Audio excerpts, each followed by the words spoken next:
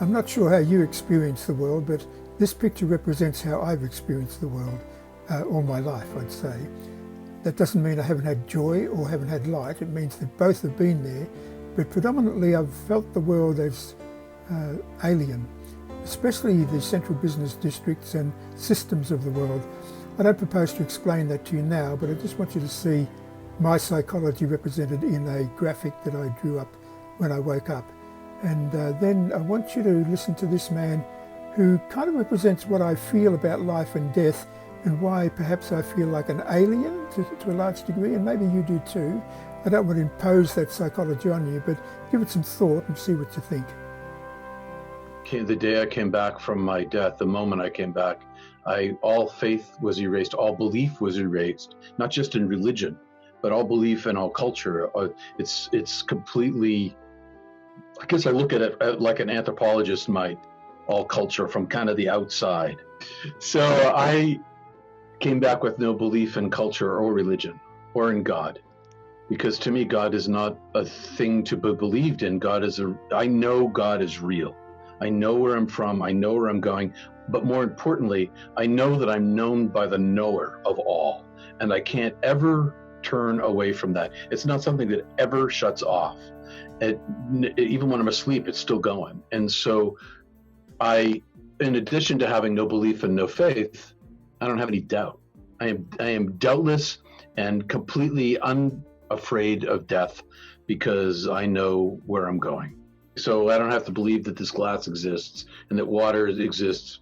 We take it for granted. We know it exists. That was the same way, a similar way to which the divine presented itself as self-evidently so. And the reality, the Hindus talk about Maya, illusion. It's like living in an illusion for me. That this is the place that I have to I struggle. So you say it's quite the blessing to know, and it is. Okay, there's a lot of benefits, but there's deficits too.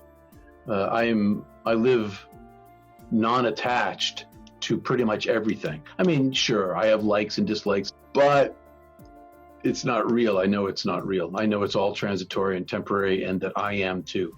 I made a huge mistake coming back. All I wanted to do was go home. It's like living in a two-dimensional black and white world here, right? Compared to multicolor, multisensory VR immersion there. And so once you've been in that place, coming here, as beautiful as it is, and I live in an extraordinarily beautiful place on purpose, so that I can get as close to beauty as I possibly can.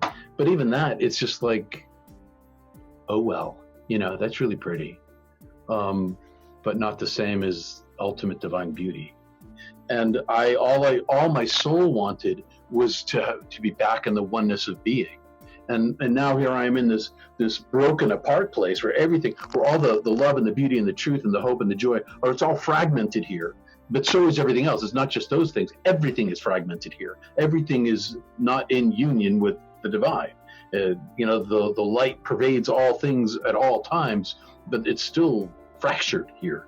I live in a fractured body in a fractured world, and all I wanted was wholeness and oneness, which I know I will have again, because it was promised to me.